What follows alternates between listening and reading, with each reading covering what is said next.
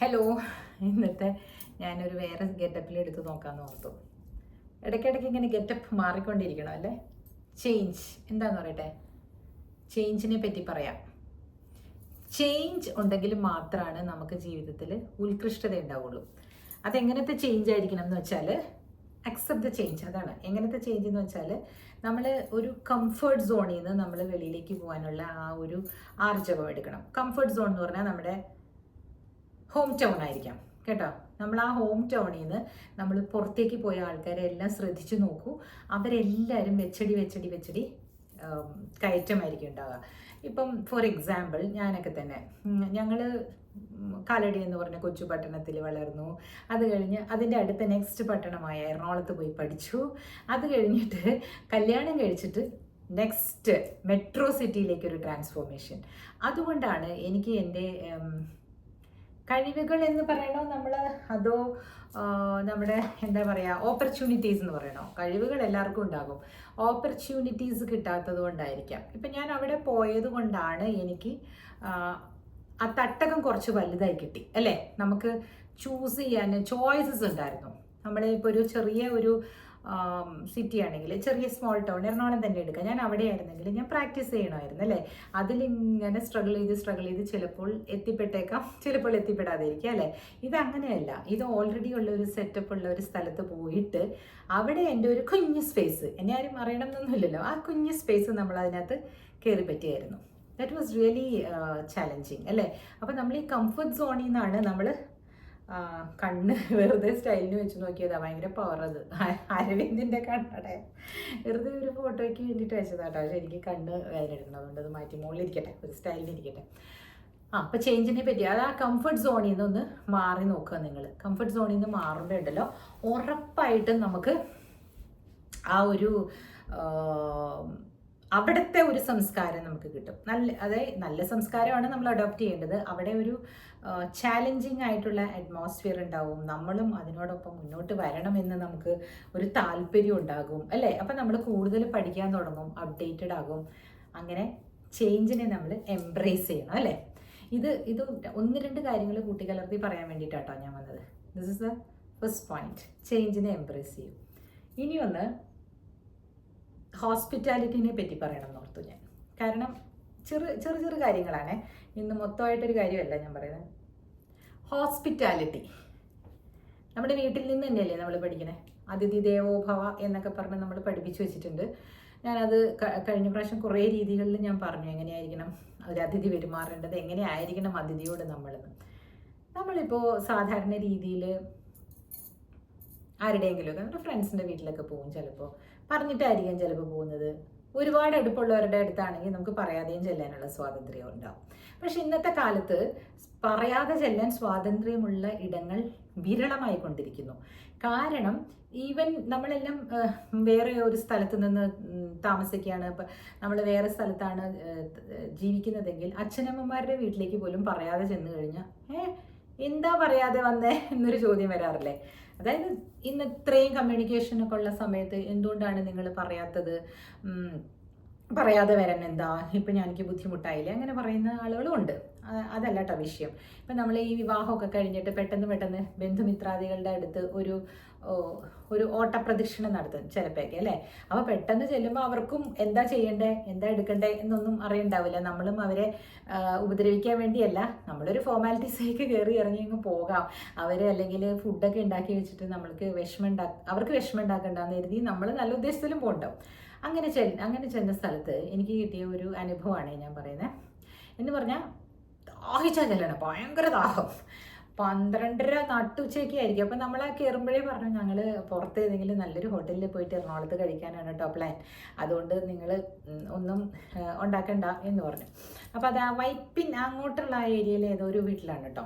അമ്മയുടെ കുറേ ബന്ധുക്കളൊക്കെ ഉണ്ടല്ലോ അവിടെ, ഏതോ ഒരു വീട്ടിൽ. അപ്പോൾ അവിടെ വെച്ചിട്ട് അവിടെ വെള്ളമുണ്ടല്ലോ, അവരെയും പറഞ്ഞിട്ട് കാര്യമില്ല, വെള്ളം തിളപ്പിച്ച് അത് മാത്രമേ അവർ ഉപയോഗിക്കുള്ളൂ. അവിടെ ആ കാലത്തൊക്കെ 96-ലല്ലേ, ആ കാലത്തൊക്കെ പ്യൂരിഫയറും വാട്ടർ പ്യൂരിഫയറൊക്കെ ഉപയോഗിക്കുന്ന ഒരു വിരളമാണ്, ഭയങ്കര വിരളം. അവിടെ ചെന്ന് കഴിഞ്ഞപ്പോൾ അവിടുത്തെ വീട്ടമ്മ നിർബന്ധിച്ച് വെള്ളം കുടിക്കും വേണ്ട എന്ന് ആ അത്യാവശ്യത്തിന് നമ്മൾ പറഞ്ഞു വെക്കിട്ടാ.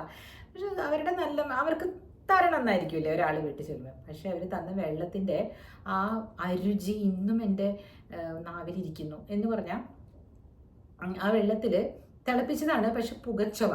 മേ ബി പുകയുള്ള അടുപ്പി വെച്ചിട്ടായിരിക്കും. നല്ല പണക്കാരാട്ടോ, അവർ വെള്ളം തിളപ്പിച്ചിട്ടിരിക്കുകയായിരുന്നിരിക്കും. ഒരു പക്ഷേ അതിൽ പുക കയറിയതാണോ എന്തോ ആണോ, ഗ്യാസിൽ വെച്ച് തിളപ്പിച്ചില്ലയോ. ആ വെള്ളം എടുത്തിട്ട് നാരങ്ങ ഇങ്ങനെ പിഴിഞ്ഞിട്ട് കൊണ്ടു തന്നു. അരവിന്ദ് വീട്ടിലെ അമ്മയൊക്കെ ഭയങ്കര നന്നായിട്ട് ഭക്ഷണം എന്ന് പറഞ്ഞതും ഇങ്ങനെ വെള്ളവും ഇതുമൊക്കെ അവരൊക്കെ റൂഅപ്സയോ അങ്ങനെയൊക്കെ വാങ്ങിച്ചു വെച്ചിട്ടുണ്ട്. അങ്ങനെയൊക്കെ കുടിച്ചാണ് അവർ വളർന്നിരിക്കുന്നത്. അപ്പോൾ അവർക്ക് ഈ ഫുഡ് എന്ന് പറയുന്നതും ടേസ്റ്റി ആയിരിക്കണം, എവിടെ നിന്ന് കിട്ടുന്നതും ടേസ്റ്റി ആയിരിക്കണം. കുടിച്ചിട്ടേ അങ്ങനെ മാറ്റി പിടിച്ച് വണ്ടിയിൽ കയറിയിട്ട് പറയാം എനിക്ക് ഛർദ്ദിക്കാൻ വന്നു എന്ന് പറഞ്ഞു എന്നോട്. സ്വാഭാവികമാണ്, അതവർ വേണമെന്ന് വെച്ച് ചെയ്തതും ആയിരിക്കില്ല. ഞാനിത് എന്തിനാണ് ആ കഥ പറയുന്നതെന്ന് വെച്ചാൽ, ഇന്നത്തെ കാലത്ത് ഇന്നും ചില സ്ഥലങ്ങളിൽ നമ്മൾ ചെല്ലുമ്പോൾ അവർ ഈ തരുന്ന വെള്ളം ശ്രദ്ധിക്കുന്നില്ല. കൊക്കക്കോള അങ്ങനെയുള്ള സാധനങ്ങൾ തരുന്നില്ല, അത് തന്നെ വലിയ ഭാഗ്യം. അങ്ങനെ തന്നു കഴിഞ്ഞാൽ തന്നെ നമ്മൾ റിജക്റ്റ് ചെയ്യാറാണ് പതിവ്. വേണ്ട, നമുക്ക് വേണ്ട, വെള്ളം വേണ്ട, തിളപ്പിച്ച വെള്ളം മതി എന്ന് പറയും. കാരണം എന്താണെന്നറിയോ, നമ്മളെ പോലുള്ള ആളുകളെല്ലാം നമ്മൾ കുറേ ഡയറ്റിലായിരിക്കും, നമുക്ക് കുറേ അസുഖങ്ങളുണ്ടാവും. അതൊക്കെ ഒന്ന് മരുന്നൊക്കെ വെച്ച് അഡ്ജസ്റ്റ് ചെയ്തൊക്കെയാണ് ഈ പ്രായത്തിലൊക്കെ നമ്മൾ മുമ്പോട്ട് പോകുന്നത്. അപ്പോൾ അവിടെ ചെന്നിട്ട് ഇങ്ങനത്തെ വെള്ളം കൊക്കക്കോളയും അതും ഇതൊക്കെ കുടിക്കുന്നില്ലേ എന്ന് ചോദിച്ചാൽ കുടിക്കുന്നുണ്ട് കേട്ടോ. പക്ഷെ അത് കഴിയുന്നതും അവോയ്ഡ് ചെയ്യാൻ വേണ്ടി നമ്മൾ കുടിക്കാറില്ലല്ലോ. അപ്പോൾ എവിടെയെങ്കിലും ചെല്ലുമ്പോൾ അത് ഓഫർ ചെയ്യാതിരിക്കാം. അപ്പം ഞാൻ ഈ ഹോസ്പിറ്റാലിറ്റിയിലേക്ക് കാര്യത്തിലേക്ക് വരുന്നത് എന്താണെന്ന് വെച്ചാൽ, നമ്മൾ അനുഭവിച്ച തിക്തഫലങ്ങൾ കൊണ്ട് നമ്മൾ നമ്മുടെ വീട്ടിൽ വരുന്നവരെ കറക്റ്റായിട്ട് ട്രീറ്റ് ചെയ്യണം. ഇപ്പോൾ എൻ്റെ വീട്ടിലേക്ക് ഒരാൾ വരികയാണെങ്കിൽ ഞാൻ നാരങ്ങ വെള്ളമാണ് കൊടുക്കുക, അല്ലെങ്കിൽ ഓറഞ്ച് ജ്യൂസ്, അങ്ങനെയൊക്കെ. എല്ലാവർക്കും ഇപ്പോൾ അതൊക്കെ പറ്റുമോ ചേച്ചി എന്ന് ചോദിച്ചാൽ നാരങ്ങ വെള്ളം എല്ലാവർക്കും കൊടുക്കാൻ പറ്റുമല്ലോ. അപ്പോൾ നാരങ്ങ വന്നിട്ട് ഞാൻ എന്ത് ചെയ്യും, പീൽ ചെയ്യും. അതായത് അതിൻ്റെ ഔട്ടർ കവർ അങ്ങോട്ട് കളഞ്ഞിട്ട് അത് രണ്ടായിട്ട് ഇങ്ങനെ മുറിക്കും. നാരങ്ങ ഓറഞ്ച് പീൽ ചെയ്യണ പോലെ, ഓറഞ്ച് പൊളിക്കണ പോലെ പൊളിക്കും കത്തി വെച്ച്. ഇത്തിരി പണിയാണ്. 2 ആളുകൾ വന്നിട്ടുണ്ടെങ്കിൽ 2 നാരങ്ങ എടുക്കും, എന്നിട്ട് അതിനെ രണ്ടാക്കി കണ്ടിക്കും. ഇങ്ങനെ തന്നെ കണ്ടിക്കും, ഓറഞ്ച് കണ്ടിക്കുന്ന പോലെ. അപ്പോൾ അതിൻ്റെ അപ്പുറത്ത് ഇപ്പുറത്ത് വല്ല കുരുവൊക്കെ ഉണ്ടെങ്കിൽ അത് നോണ്ടിക്കളഞ്ഞ് ഒരു 2 സ്പൂൺ പഞ്ചസാരയും 1 നുള്ളി ഉപ്പ് ഇടും. ചിലപ്പം വരുന്നവർക്ക് ഡയബറ്റിക് ആണോ എന്ന് ചോദിക്കും. ഡയബറ്റിക് ആണോ എന്നല്ല, നിങ്ങൾക്ക് ഷുഗർ ഇടാവോ എന്ന് ചോദിക്കും. അതിനുശേഷമാണ് ഞാൻ ഈ വെള്ളം ഉണ്ടാക്കി കൊടുക്കാറ്. പറ്റുകയാണെങ്കിൽ മിൻറ്റ് ഉണ്ടെങ്കിൽ അതും ഇടും. ഞാൻ എന്താ അത് പറയുന്നതെന്ന് അറിയാമോ, എൻ്റെ പ്രാഗൽഭ്യം കാണിക്കാനല്ല, ഞാൻ നിങ്ങൾക്ക് പറഞ്ഞു തരികയാണ്. അങ്ങനെ കൊടുത്തു നോക്കൂ. നമ്മുടെ വീട്ടിൽ കയറി വരുന്ന ദാഹത്തോടെ വരുന്ന ആൾക്ക് അവർക്ക് ഐസ് ഇടാൻ പറ്റുകയാണെങ്കിൽ കുറച്ച് ഐസ് ക്യൂബും കൂടെ ഇട്ട് ഒരടി മിക്സിയിൽ നല്ലൊരടി അടിച്ചിട്ട് നല്ലോണം നല്ല അരിപ്പയിൽ അരിച്ച് ആ വെള്ളത്തിന് തന്നെ ഇങ്ങനെ ഒരു നല്ല ഭംഗിയുണ്ടാവും. പറ്റുമെങ്കിൽ ഒരു ചെറിയ കാഷ്യൂ കിട്ടും. ഇത്രയൊന്നും ഇല്ലാത്തവരുണ്ടാകും, അതൊന്നുമല്ല ഞാൻ പറയണേ. ഫ്രഷ് ആയിട്ടുള്ള നാരങ്ങ വെള്ളം. ഇതിന് അഡീഷണലായിട്ട് ചെയ്യാൻ പറ്റുന്നതാണ് മിൻറ്റ് വെറുതെ കൈകൊണ്ട് ഇങ്ങനെ ഞെരടി ഇടാവുള്ള, അടിക്കാൻ പാടില്ല. അടിച്ചാൽ അതിനൊരു പച്ച ഇതുണ്ട്. എല്ലായിടത്തും മിൻറ്റ് ലൈം എന്ന് പറഞ്ഞു തരണം, അത് കുടിക്കുമ്പോൾ ഒരു കസക്ക് ഉണ്ടാകാറുണ്ട്. അതുകൊണ്ട് ഞാൻ ഈ കുറച്ച് മിൻറ്റ് ലീവ്സ് ഇങ്ങനെ മേടിച്ചിട്ടേ, ഫ്രഷ് ലീവ്സ് മേടിച്ചിട്ട് ഇങ്ങനെ കൈകൊണ്ട് ഞെരടിയിട്ടാണ് ഇടാറ്. അല്ലെങ്കിൽ ആ നാരങ്ങ പിഴിയുന്ന സാധനമില്ലേ, അതിൽ തന്നെ വെച്ച് നമുക്കും നല്ല കുറച്ച് ഒരു പിടി ഇങ്ങനെ എടുത്തിട്ട് എന്നിട്ട് അതിലേക്ക് കുറച്ച് വാരിയിടും. നല്ല ടേസ്റ്റ് ആയിരിക്കും അത്. അങ്ങനെ ഈ വേനൽക്കാലത്ത്, ഇവിടെ ഇപ്പോൾ വേനലാണ്, നിങ്ങൾക്ക് അവിടെ മഴയാണ്, അതുകൊണ്ട് നിങ്ങൾക്ക് ഇത് കേൾക്കുമ്പം തണുപ്പ് തോന്നുമായിരിക്കും അല്ലേ, ഐസിനെ പറ്റിയൊക്കെ പറയുമ്പോൾ. കേരളത്തിലുള്ളവർ കേൾക്കുന്നവർ, ഗൾഫിലിരുന്ന് കേൾക്കുന്നവർക്ക് ഇഷ്ടപ്പെടും. അപ്പം നമ്മൾ അങ്ങനെ പെട്ടെന്ന് ചൂടിലൊക്കെ നടന്നിട്ട് വരുന്ന ആൾക്കാർക്ക് ഇങ്ങനെ കൊടുത്തു നോക്കൂ. അവർ നമ്മളോട് സംതൃപ്തമായിട്ട് സമാധാനമായി ഇങ്ങനെ പറയും. ഞാൻ എപ്പോഴും നമ്മൾ തന്നെത്താൻ പുറത്ത് പോയി വന്ന് ഇതെടുത്ത് കുടിക്കുമ്പോഴും സമാധാനമായെന്ന് തോന്നും. ഇന്നിപ്പം ഞാൻ ഇന്ന് പുറത്ത് പോയി ഇറങ്ങി വന്നപ്പോൾ എനിക്ക് മോള് ഓറഞ്ച് ജ്യൂസ് ഉണ്ടാക്കി തന്നു. എന്തൊരു ടേസ്റ്റ് ആയിരുന്നു. അപ്പോൾ ആ വെള്ളം ഇങ്ങനെ അങ്ങോട്ട് വലിഞ്ഞു പോവുകയാണ്. ഞാൻ എന്തിനാ ഇങ്ങനെ ഒരു ജീവിതമായിട്ട് ബന്ധപ്പെടുത്തി പറയുന്നതെന്ന് വെച്ചാൽ, ഞാൻ എന്തുകൊണ്ടാണ് പഴയ കഥ ഇന്നും ഓർത്തിരിക്കുന്നത് ആലോചിച്ച് നോക്കൂ. അമ്മ പറയും എനിക്ക് കൊടവൻ്റെ ഇല തന്നിട്ടുണ്ടെന്ന്, ബ്രഹ്മി പോലത്തെ എന്തോ സാധനമാണ് പണ്ട്. അത് കഴിച്ചിട്ടുണ്ടെങ്കിൽ ഒരുപാട് ഓർമ്മയുണ്ടാവും എന്ന് പറയും. അതുകൊണ്ട് എൻ്റെ അടുത്ത് പണ്ടത്തെ കാര്യം മുതൽ എനിക്ക് ഓർമ്മ വയ്ക്കാൻ തുടങ്ങിയ നാൾ മുതൽ, അതായത് ഓർമ്മ എന്നിലുള്ള കാലം മുതലുള്ള കാര്യങ്ങളെല്ലാം എനിക്കറിയാം. അടക്കം ചിട്ടിയായിട്ടല്ലെങ്കിലും മിക്കവാറും തന്നെ കാര്യങ്ങൾ എനിക്കറിയാം. അപ്പോൾ എൻ്റെ ചില കസിൻസ് പറയും ഇവളോട് എന്തെങ്കിലും പറയണ സൂക്ഷിച്ച് വേണം കേട്ടോ, ഇവള് കുറച്ച് വർഷങ്ങൾ കഴിയുമ്പോൾ അത് പൊക്കിക്കൊണ്ട് വരും. ശരിയാണ് കേട്ടോ, ഞാനത് ഓർത്ത് വെക്കും. അത് good or bad I don't know, ഞാനത് ഓർത്ത് വെക്കും. എല്ലാവരും പറയും എല്ലാം മറക്കണമെന്ന്. പക്ഷേ എൻ്റെ ചില ഗുരുക്കന്മാർ പറയുന്ന കേട്ടിരിക്കണം, ആരും ഒന്നും മറക്കരുത്, അങ്ങ് ഫോർഗീവ് ചെയ്ത് കൊടുത്തേര്. അതായത് അവരെ മന്നിച്ചിടുങ്കോ അവങ്ങളെ, തമിഴിൽ പറയണേ, അവങ്ങളെ മന്നിച്ചിടുങ്കോ. ஆனால் യു ഷുഡ് നോട്ട് forget നിങ്ങൾ അത് ജ്ഞാപകமாக വെച്ചുക്കോ എന്ന് പറയും. എന്ന് പറഞ്ഞാൽ നിങ്ങൾ ഒരിക്കലും അത് മറക്കരുത്. മറന്നാൽ നിങ്ങളുടെ ആ ഫയർ ഇൻ ദ ബെല്ലി പോകും, അണഞ്ഞു പോകും. അത് മറക്കരുത്, അതവിടെ ഉണ്ടാവണം. അത് ഇടയ്ക്കിടയ്ക്ക് ജ്വലിച്ചുകൊണ്ടിരുന്നോട്ടെ. എന്നാൽ മാത്രമാണ് നമുക്ക് ഇവരെന്നോട് ഇങ്ങനെ ചെയ്തവരാണെങ്കിലും ഞാൻ നല്ലത് ചെയ്യുന്നു, അതുകൊണ്ട് എനിക്ക് നന്മയാണ് ഉണ്ടാവുള്ളൂ, അങ്ങനെ വിചാരിച്ച് മുന്നോട്ട് പോവുക. അവർ എന്ത് വേണമെങ്കിലും ആയിക്കോട്ടെ, മനസ്സിലായോ? ഇപ്പം ഞാൻ ഈ പറഞ്ഞ കാര്യം മരിച്ചുപോയി ആ അമ്മാവി, അതുകൊണ്ട് വെള്ളം തന്ന പാർട്ടി മരിച്ചുപോയി, അതുകൊണ്ട് കുഴപ്പമില്ല, പറഞ്ഞു എന്നേ ഉള്ളൂ ഞാൻ. അത് എന്താണെന്ന് വെച്ചാൽ അവരത്രയും ശ്രദ്ധിക്കുന്നുണ്ടാവില്ല. അവരുടെ ലൈഫ് അങ്ങനെയാണ് മുമ്പോട്ട് പോയിക്കൊണ്ടിരിക്കുന്നത്. അപ്പോൾ അവർക്ക് ഒരു പുറത്തുനിന്ന് വരുന്ന ആളെ അവരെ എങ്ങനെ ജഡ്ജ് ചെയ്യുന്നൊന്നും അവർ വിചാരിക്കുന്നുണ്ടാവില്ല. അവർക്കൊരു ഹോസ്പിറ്റാലിറ്റി അത്രയേ അറിയുള്ളൂ എന്ന് മാത്രം. പക്ഷേ ഇന്നത്തെ കാലത്തേക്ക് വരുമ്പോൾ നമ്മൾ ഇതിൽ നിന്ന് പാഠം ഉൾക്കൊണ്ടിട്ട് we should be like refined in our thoughts and our actions. അപ്പോഴാണ് നമ്മളൊരു ഹൈ വാല്യൂ ഉള്ള കുടുംബിനിയാകുന്നത്. ഓരോ തെറ്റുകളിൽ നിന്നും പഠിച്ച് മുമ്പോട്ട് പോവുക. എനിക്കും ഉണ്ടാകാം തെറ്റുകൾ. എൻ്റെ ഫ്യൂച്ചർ ജനറേഷൻ, എൻ്റെ മകൾ പറയുമല്ലോ, അമ്മയുടെ ഇതെന്താണെന്ന് വെച്ചാൽ അമ്മച്ചി ചെയ്യുന്നത് അമ്മ ഇഗ്നോർ ചെയ്ത് വിടണം എന്നാണ് മോള് പറയുന്നത്. അതെനിക്ക് ഇഗ്നോർ ചെയ്യാൻ പറ്റാത്തത് എൻ്റെ കുറവാണ് അല്ലേ. ഞാനത് തുറന്നാണ് പറയുന്നത്. ഇപ്പോൾ അവിടെ നിന്നവർക്ക് പറയാൻ പറ്റത്തില്ലല്ലോ തിരിച്ച്, അതുകൊണ്ടല്ലേ അമ്മ അങ്ങനെ പറയുന്നത്. എൻ്റെ മോള് ചോദിക്കാറുണ്ട്. കറക്റ്റാണ്. പക്ഷേ എന്നെ കേൾക്കുന്നില്ല വേറെ ആരും. അതായത് അവർ പറയുന്നവരെല്ലാവരും എന്നെ കേൾക്കുന്നില്ല.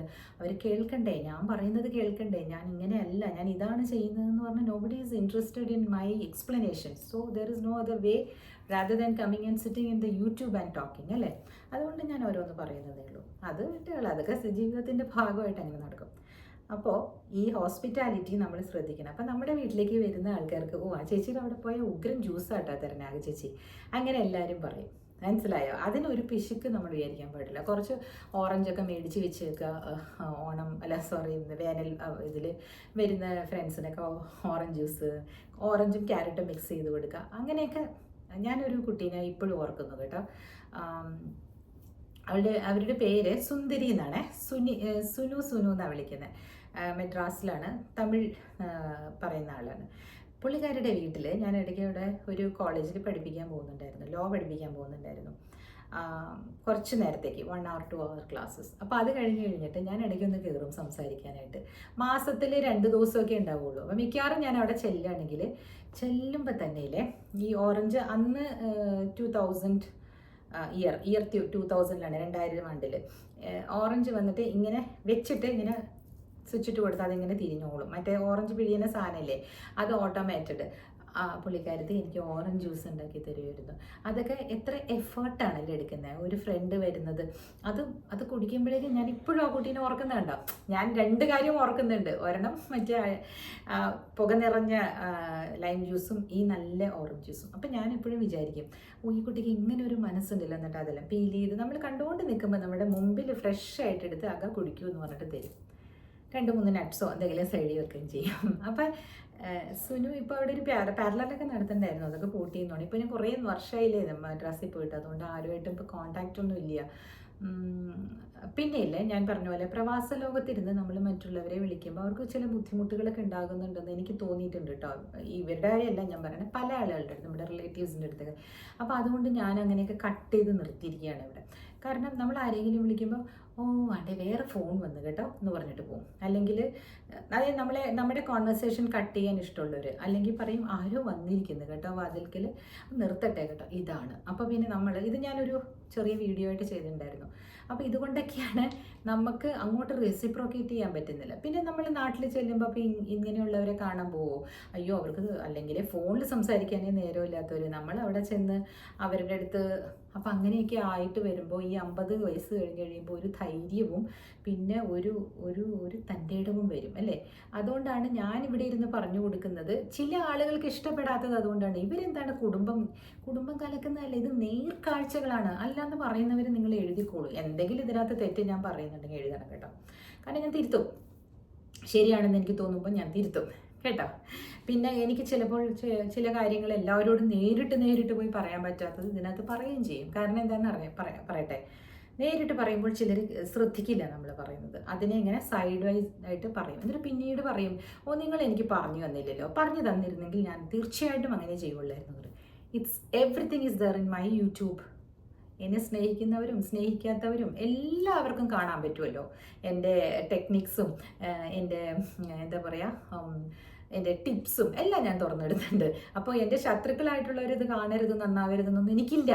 ബിക്കോസ് അവരും കണ്ടിട്ട് അവർക്ക് ഗുണമുള്ളതാണെങ്കിൽ ഗുഡ്. നോ, എല്ലാം എല്ലാവർക്കും വയസ്സിൻ്റെ ആയിരിക്കാം. ചിലർക്കൊന്നും ഒരു കുട്ടി പറയണ്ടായിരുന്നു, ചില കാര്യങ്ങളെ ചേച്ചി പറയുന്നത് എനിക്ക് ഇഷ്ടമാവുന്നുള്ളൂ. ശരിയായിരിക്കാം, എൻ്റെ വയസ്സിൻ്റെ അല്ലേ ഞാൻ പറയുന്നത്, ആ കുട്ടികൾക്ക് ചിലപ്പോൾ പറ്റുന്നുണ്ടാവില്ല അല്ലേ.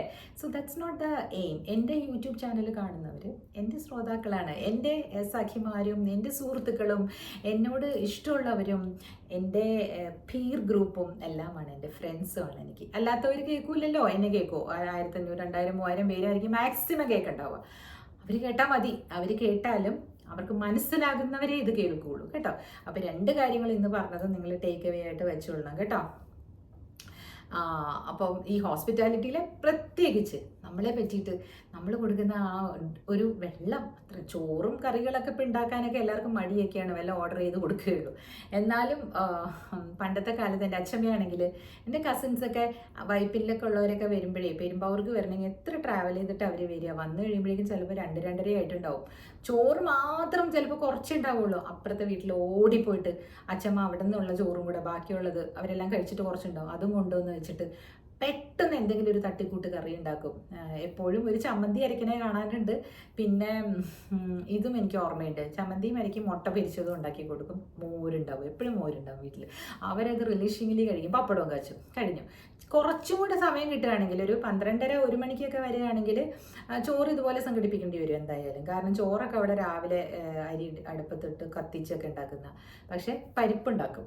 എൻ്റെ ഒരു കസിൻ ഉണ്ട്, കുഞ്ഞുമോൻ ചേട്ടൻ എന്ന് പറഞ്ഞ്, പരിപ്പ് ഭയങ്കര ഇഷ്ടമാണ്. ആ ചേട്ടൻ വന്നു കഴിഞ്ഞാൽ എൻ്റെ അച്ഛമ്മ, എൻ്റെ അച്ഛൻ്റെ അമ്മ, അമ്മയുടെ ആങ്ങളയുടെ മോന്, പുള്ളിക്കാരൻ വരുമ്പോഴേക്കും ടാക്സി ഡ്രൈവറാണ്. അപ്പോൾ പുള്ളി എല്ലാ സ്ഥലത്തും ഇങ്ങനെ ആൾക്കാരെയൊക്കെ കൊണ്ടുപോകുമ്പോൾ ചിലപ്പോൾ നമ്മുടെ ഏരിയയിലൊക്കെ ആളുകളെ കൊണ്ടുവരാനുണ്ടെങ്കിൽ അവിടെ വിട്ടിട്ട് ഓടി വരും ഞങ്ങളുടെ അച്ഛമ്മയെ കാണാനായിട്ട്. അപ്പോൾ ചിലപ്പോൾ ഇവിടെ ഇതൊക്കെ ഉണ്ടെങ്കിൽ ഒത്തിരി പഴങ്ങളൊക്കെ ഉണ്ടാവുമല്ലോ, അതൊക്കെ വാരി അടുത്തുനിന്ന് ആളെ വിളിച്ച് കയറ് കെട്ടി ചക്കയൊക്കെ ഇറക്കി കൊണ്ടുപോകുന്നതൊക്കെ എനിക്ക് ഓർമ്മയുണ്ട് അച്ഛമ്മയുള്ള കാലങ്ങളിൽ. അവരൊക്കെ എത്ര സ്നേഹമയ്യായിരുന്നു എന്നറിയട്ടോ. ഈ ചേട്ടനൊക്കെ ഇപ്പോഴും വരുമായിരുന്നു അന്നൊക്കെ.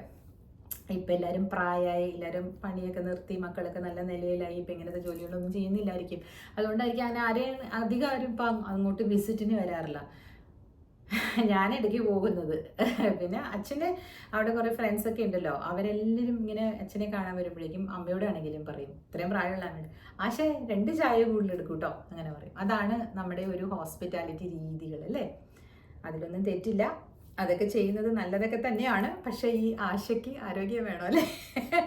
80 വയസ്സായ ആശയോട് പിന്നെയും പോയിട്ട് 2-3 പേർക്ക് അമ്മ പക്ഷെ ഭയങ്കര സ്നേഹത്തോടു കൂടി കൊണ്ട് കൊടുക്കുന്നതും കാണാം കേട്ടോ. ഞാനൊക്കെ അങ്ങനെ ആവുമോ എന്നൊന്നും എനിക്കറിയില്ല, കൽപ്പിക്കാൻ അറിയാം.